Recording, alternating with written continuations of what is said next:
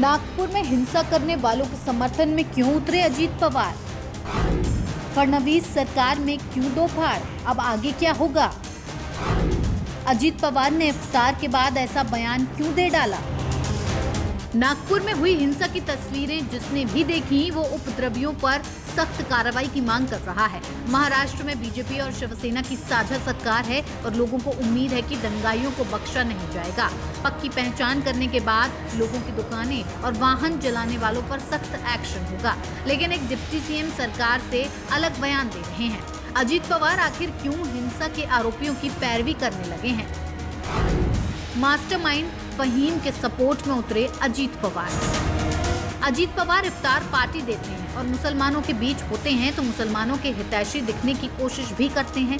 नागपुर हिंसा के आरोपियों पर सख्त एक्शन की बात कहने की बजाय कहते हैं कि मुसलमानों की तरफ जो आंख उठाएगा उसे छोड़ा नहीं जाएगा।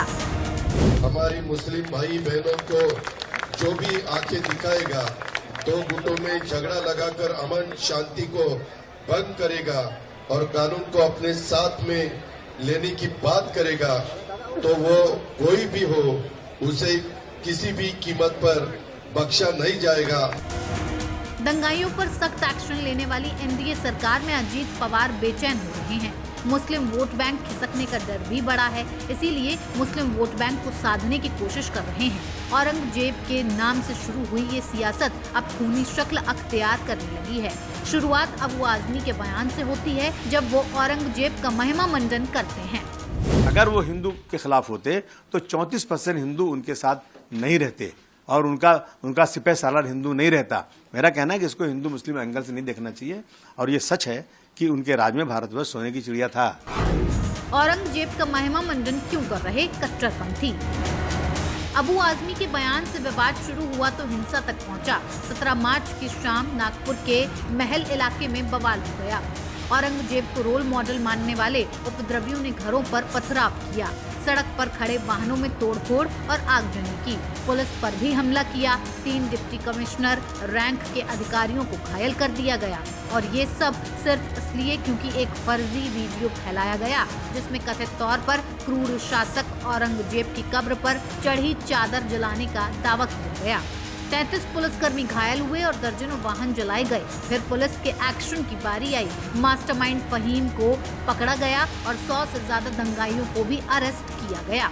मुख्यमंत्री देवेंद्र फडणवीस के इलाके नागपुर में हिंसा हुई। खुद सीएम ने दंगाइयों को न बख्शने की बात की। डिप्टी सीएम एकनाथ शिंदे भी दंगाइयों पर सख्त एक्शन की बात कह रहे हैं।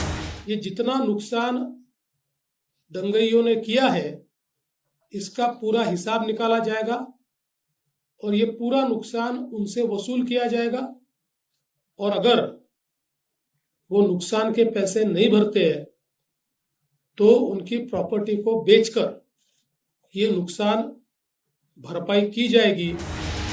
अजित पवार ने विधानसभा में बीजेपी और शिवसेना के साथ रहते हुए चुनाव जीता, सीटें हासिल की और डिप्टी सीएम भी बने। फिर अजित पवार को मुस्लिम वोट बैंक की जरूरत क्यों दिख रही है और मुस्लिम वोट बैंक बनाने के लिए भी औरंगजेब के नाम पर दंगे करने वालों का समर्थन क्यों हो रहा है?